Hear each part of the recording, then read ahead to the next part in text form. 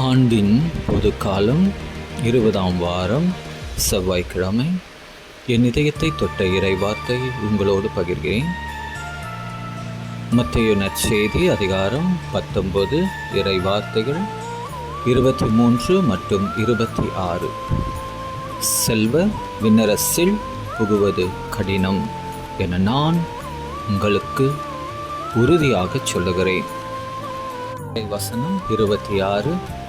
மனிதரால் இது இயலாது, ஆனால் கடவுளால் எல்லாம் இயலும். இந்த இறைவார்த்தை நமக்குள் எழுப்பும் கேள்வி: ஏன் செல்வந்தர்களும் மனிதர்கள் தானே? கடவுளுக்கு அவர்கள் மேல் என்ன வெறுப்பு? உண்மை என்னவெனில், கடவுள் செல்வந்தர்களை வெறுக்கவில்லை. உலக பற்றிலிருந்து நாம் நம்மையே காத்து கொள்ள வேண்டும் என்று விழைகின்றார். உலகில் வாழும் மனிதர்களாகிய நாம் பலவிதமான பற்றுக்களுக்கு நம்மை அடிமையாக்கிக் கொள்கின்றோம்.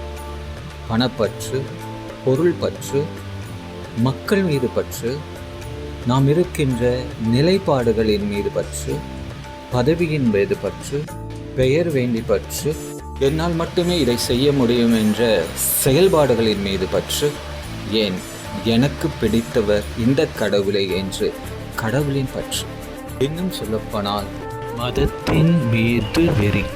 இதனால் நாம் பல நேரங்களில் கடவுளின் பெயரில் தவறுகளும் செய்யவும் துணிகின்றோம்.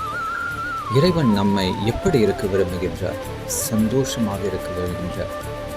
விண்ணக சந்தோஷத்தை நாம் அனுபவிக்க வேண்டும், அவர் பெயரினால் நாம் அனுபவிக்க வேண்டும் என்று விரும்புகிறார். இவைதான் இந்த இறை வார்த்தையில் மிக அழகான வரிகள் என்று இருக்கின்றது.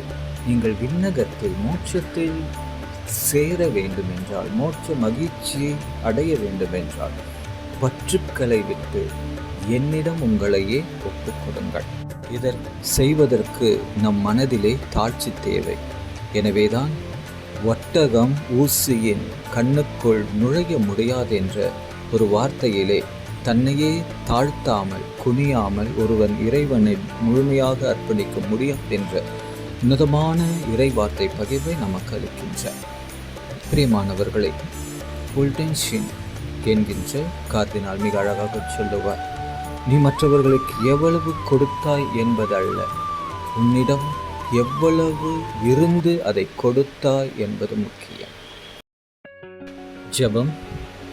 என்றும் மாறாத மகிழ்ச்சியை எங்களுக்கு அளிக்கும் தந்தையே இறைவா, எங்கள் உள்ளங்களை உண்மை மகிழ்ச்சியினால் நிரப்பியருளும். பொருள் இருப்பினால் வரும் மகிழ்ச்சியை கடந்து உமது உடனிருப்பினால் வரும் உன்னதமான மகிழ்ச்சியால் எங்களை நிரப்பியருளும். எங்கள் உறவுகளையும் எங்கள் தொழிலையும் எங்கள் பொறுப்புகளையும் எங்கள் வாழ்க்கையில் நாங்கள் செய்ய வேண்டியவை செய்யக்கூடாதவை அனைத்தையும் உமது பிரசன்னத்திலே வைத்து உமது அன்பினால் அவைகளை புனிதப்படுத்தி ஒவ்வொருவரையும் நிறைவாக ஆசிர்வதிக்கும்படி ஜெபிக்கின்றோம். எங்கள் பரம தந்தையே, ஆமென்.